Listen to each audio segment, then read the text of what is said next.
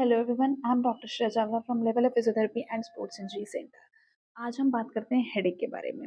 आप सब कंफ्यूज हैं कि आपको माइग्रेन का हेडेक है, सर्वाइकल हेडेक है, कौन सा हेडेक हो रहा है, क्योंकि अगर पहले डायग्नोज होगा उसी के बाद ही हम ट्रीटमेंट कर सकते हैं। तो जानते हैं माइग्रेन के हेडेक के बारे में। माइग्रेन का जो हेडेक होता है वो एकदम अचानक से आता है, सडन ऑनसेट होता है। कभी लेफ्ट में हो सकता है, कभी राइट में हो सकता है। और जो माइग्रेन का हेडेक होता है वो हमारा इस एरिया में होता है, ठीक है।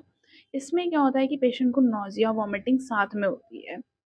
अगर सिम्टम्स बढ़ जाते हैं तो विजुअल डिस्टर्बेंसेस भी हो सकती है दिक्कत। अब ये किसी चीज़ से ट्रिगर होता है माइग्रेन का हेडेक, लाइक आपका फूड, ड्रग या फिर आपके स्ट्रेस की वजह से। अगर हम इन चीज़ों को अवॉइड करें, उस फूड को, ड्रग को, या फिर हमने स्ट्रेस के लिए मेडिटेशन ली, तो हम सिम्टम्स को कम कर सकते हैं, माइग्रेन का हेडेक नहीं होगा।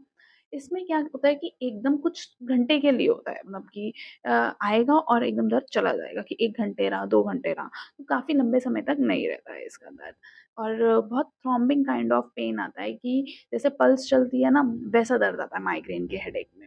नेक्स्ट वीडियो में मैं आपको बताऊंगी सर्वाइकल हेडेक का रीज़न, और सर्वाइकल हेडेक में कैसा होता है, कि आप जिससे कि डायग्नोज कर पाएँ कि आपको माइग्रेन का हेडेक है या सर्वाइकल हेडेक है।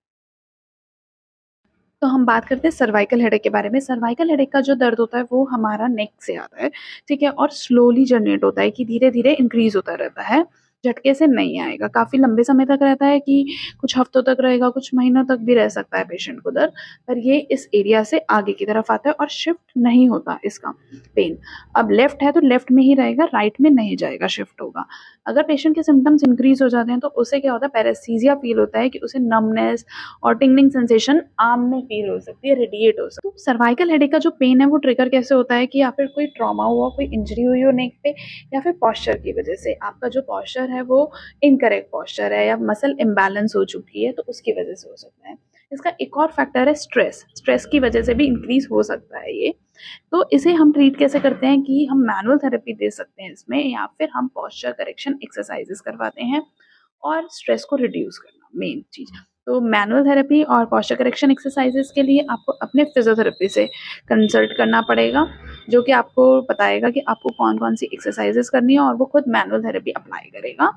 तो अगर आपको ये दिक्कत है सर्वाइकल हेडेक की है, तो आपको अपने नियर बाय फिजियोथेरेपी सेंटर में जाकर अपना ट्रीटमेंट करवाना चाहिए।